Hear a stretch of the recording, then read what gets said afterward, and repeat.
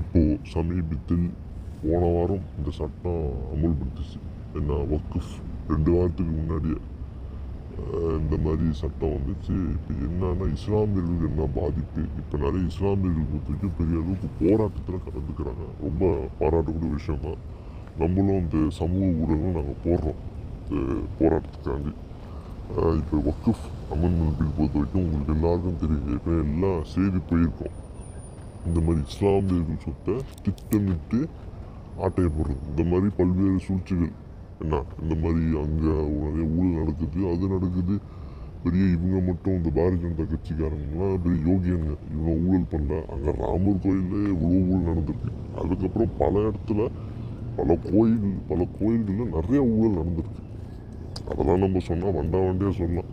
அவ்வளோ ஊழல் நடந்திருக்கு. அது மட்டுமா, அதானி ப்ராஜெக்டு, அம்பானி, இந்த 2 நபர்கள் பண்ணுற தொழில்னால எவ்வளோ ஊழல் நடந்திருக்கு என்ன. அதுக்கப்புறம் பெரிய பெரிய கார்ப்பரேட் நிறுவனம், இந்த மாதிரி பெரிய பெரிய கார்ப்பரேட் கம்பெனி எவ்வளோ ஊழல் நடந்திருக்கு. அதெல்லாம் பாதுகாக்கிறதுக்கு இல்லை, அதுக்கெல்லாம் ஒரு பெரிய சட்டத்தை கொடுத்து அந்த ஊழல்கள்லாம் ஒழிக்கிறதுக்கு பேசுவார்னா கிடையாது.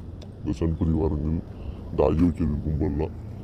இப்போ இந்த வக்குஃப் அமெண்ட்மெண்ட் பில் பொறுத்த வரைக்கும் இஸ்லாமியர்கள், சிறுபான்மை மக்கள் இதுக்கு முன்னாடி பல்வேறு சட்டங்கள் கொண்டு வந்துச்சு. முத்தலாக் சட்டம் ஒரு 6 வருடங்களுக்கு முன்னாடி. அதுக்கப்புறம் இந்த பாபர் மசூதி இடிப்பு, அப்புறம் இந்த சிஏஏ, அதுவும் இப்போ பாதி நின்று போயிடுச்சு சிஏஏ. அதுக்கப்புறம் இன்னும் நிறையா இஸ்லாமியர்கள் அச்சுறுத்தல் பண்ணுற மாதிரி நிறையா சட்டங்கள் வந்துக்கிட்டே இருக்குது. சரியா? இப்போ இந்த பொறுத்த வரைக்கும் உடனே அமுல்படுத்தியாச்சு வக்குஃப் அமெண்ட்மெண்ட் பில் பொறுத்த வரைக்கும். இது திட்டமிட்டு இஸ்லாமியர்கள் சொத்து, நிறைய இஸ்லாமியர்கள் மத்தியில் சொத்து இருக்குது. சரியா? எக்கச்சக்கமான இஸ்லாமியர்கள் மத்தியில் நிறைய சொத்துக்கள் இருக்குது. ஸோ இதெல்லாம் திட்டமிட்டு இந்த சொத்துக்களை ஆட்டையை போட்டு அதானி அம்பானியை கொடுத்து அவங்க பெரிய அளவுக்கு வளரணும், இன்னும் தொழிலில் நல்லா வளரணும், இந்த பாரதிய ஜனதா கட்சி இவங்க நல்லா வளரணும், அதுக்காண்டி திட்டமிட்டு செயல். அதுக்கப்புறம் வேற என்ன, இந்த பாபர் மசூதி பிரச்சனை, இந்த மாதிரி நிறைய மதராசாக்கள்லாம் இருக்குது வக்குஃப் அமெண்ட்மெண்ட் பில் மூலியமாக. பள்ளிவாசல்கள், அதுக்கப்புறம் நிறையா இஸ்லாமியர்கள் ட்ரஸ்டிகள் நிறைய இருக்குது. இந்த என்ஜிஓ மாதிரி சின்ன சின்ன அமைப்புகள் இவங்க நடத்துகிற நிறைய இருக்குது ப்ராஜெக்ட்.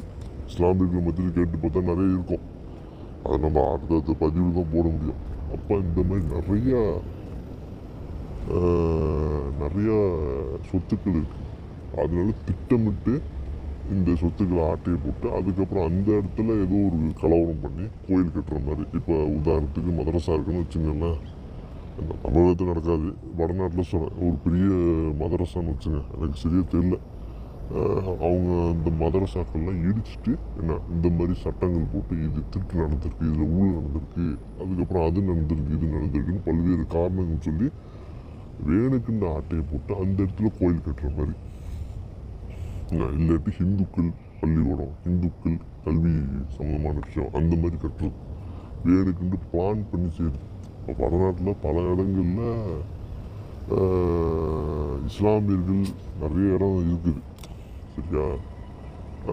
பம்பாயில் கூட இருந்துச்சு, ஏர்போர்ட்டு பேர் எனக்கு மறந்து போயிடுச்சு. இப்போ கூட 2 வருடங்களுக்கு முன்னாடி நினைக்கிறேன், 2 வருஷத்துக்கு முன்னாடியோ 3 வருஷத்துக்கு முன்னாடியோ அந்த பேரை மாற்றி என்ன அதில் சாதிச்சு, அதில் என்ன பெரிய சாதனைன்னு தெரியல, அதெல்லாம் பண்ணி நமக்கு எல்லாருக்கும் தெரியும். உங்கள் செய்திகளை பார்த்தா நமக்கு தெரியும், எனக்கு மறந்து போயிடுச்சு.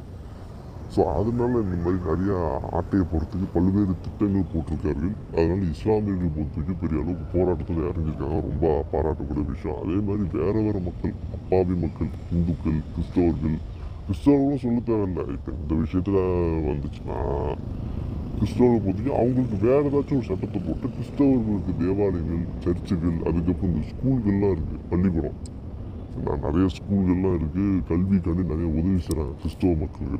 அவங்கள திட்டமிட்டு அவங்க இருக்க சொத்துக்கள் ஆட்டையை போடுவாங்க. அப்புறம் மைனாரிட்டிஸ் கும்பல் எல்லா மைனாரிட்டிஸ் வர கிறிஸ்தவர்கள், பௌத்தர்கள், சீக்கியர்கள், இன்னும் பல்வேறு மைனாரிட்டி இருக்காங்களோ அவங்களெல்லாம் எல்லாம் ஒன்று கூடி இந்த போராட்டத்தை நடத்தணும். முடிஞ்ச அளவுக்கு இந்த போராட்டத்தை வாபஸ் வாங்கணும், இந்த சட்டங்களை வாபஸ் வாங்கணும். இந்த இடையில ஒரு வந்துச்சு சட்டம், வேளாண் மசோதா சட்டம், 5 வருஷத்துக்கு முன்னாடி 2020, சரியா 5 வருஷம், பெரிய அளவுக்கு அவங்கள பஞ்சாபில் உள்ள சீக்கிய விவசாயிகள்லாம் வந்து போராட்டம் பண்ணாங்க. பெரிய அளவுக்கு போராட்டம் பண்ணால் கடைசியில் வாபஸ் வாங்குற மாதிரி சூழ்நிலை ஆயிடுச்சு. ஸோ இதுவும் நம்ம மிகப்பெரிய அளவுக்கு ப்ரெஷர் பண்ணி இந்த சட்டங்களை வாபஸ் வாங்கணும். ஏன்னா இப்போ இஸ்லாமியர்கள் இந்தியாவில் பொறுத்தவரைக்கும் இஸ்லாமியர்கள் நிலைமை பொறுத்தவரைக்கும் ரொம்ப மோசமான நிலைமையில் தான் இருக்குது. சரியா, பட்டியல் மக்களோட இன்னும் மோசமான நிலைமையில் தான் இருக்கார்கள் இஸ்லாமியர்கள் மக்கள் நிலைமைகள். ஸோ இந்த மாதிரி சட்டங்கள்லாம் இன்னும் அமெண்ட்மெண்ட் பில் போட்டு இந்த இருக்கிற இஸ்லாமிய சொத்துக்கள்லாம் அழிச்சிங்கன்னா, ஆட்டை போட்டிங்கன்னா இஸ்லாமிய மக்கள் இன்னும் பின்தங்கி போவார்கள். ஒன்றுமே பண்ண முடியாது. இஸ்லாமிய மக்கள் வளரவே முடியாது. இப்போ ஒன்றுமே இல்லை. இஸ்லாமியர்கள் ஏதோ அங்கிட்டு இங்கிட்டு கொஞ்சம் ஓரளவு இருக்காங்க. தமிழகத்தில் கொஞ்சம் ஓரளவு நல்ல நிலைமையில் இருக்காங்க. அது ஒரு பாராட்டக்கூடிய விஷயம். அதனால எல்லா மக்களும் ஒன்று சேர்ந்து இந்த சட்டங்களை இது பண்ணணும். என்னது வாபஸ் வாங்கணும். எல்லா மக்களும் ஒன்று சேர்ந்து போராட்டம் பண்ணி நம்ம முடிஞ்ச அளவுக்கு போராட்டம் தானே பண்ண முடியும். ஆளுங்கட்சி பற்றி திமுகவை பாராட்டலாம். சுப்ரீம் கோர்ட் அளவு கேஸ் எடுத்துகிட்டு போவேன்னு சொல்லியிருக்காரு. நல்ல விஷயம் தான். இல்லை மகாராஷ்டிரா கோர்ட்டு கூட எடுத்துகிட்டு போகலாம். அங்கே பொறுத்தவரைக்கும் நியாயம் நேர்மையான முறையில் கிடைக்கணும். அப்படி நேர்மையான முறையில் கிடைச்சா சந்தோஷம் தான். திமுக பொறுத்தவரைக்கும் ரொம்ப சப்போர்ட் பண்ணுற பாராட்டக்கூடிய விஷயம் தான். அப்புறம் வேறு கட்சிகள் நமக்கு நிறைய கட்சி உங்களுக்கே எல்லாருக்கும் தெரியும். அதிமுக இதாகிடுச்சு. ஏன்னா திமுக அப்புறம் ஒரு சில கட்சிகள் இஸ்லாமியர்காண்டி ஆதரவு கொடுக்குறாங்க. பாராட்டக்கூடிய விஷயம் தான். அதனால் நிச்சயமாக அடுத்த வருடங்கள் திமுகவுக்கு மிகப்பெரிய வெற்றி தான். நான் திமுக சப்போர்ட்டு கிடையாது, பொதுவாக சொல்கிறேன். அதனால இஸ்லாமியர்கள் நிற்கிறாங்க. ஸோ அதனால் ஓட்டு போடுறது உங்கள் இஷ்டம். நான் ஒன்றும் சொல்கிற மாதிரிலாம் இல்லை. குறிப்பாக பொதுவாக சொல்கிறேன். நான் இஸ்லாமியர்களாண்டி பாடுபடுறாங்களா அதுக்காண்டி ஒரு மதித்து சொல்ல வரேன், வேறு ஒன்றும் இல்லை.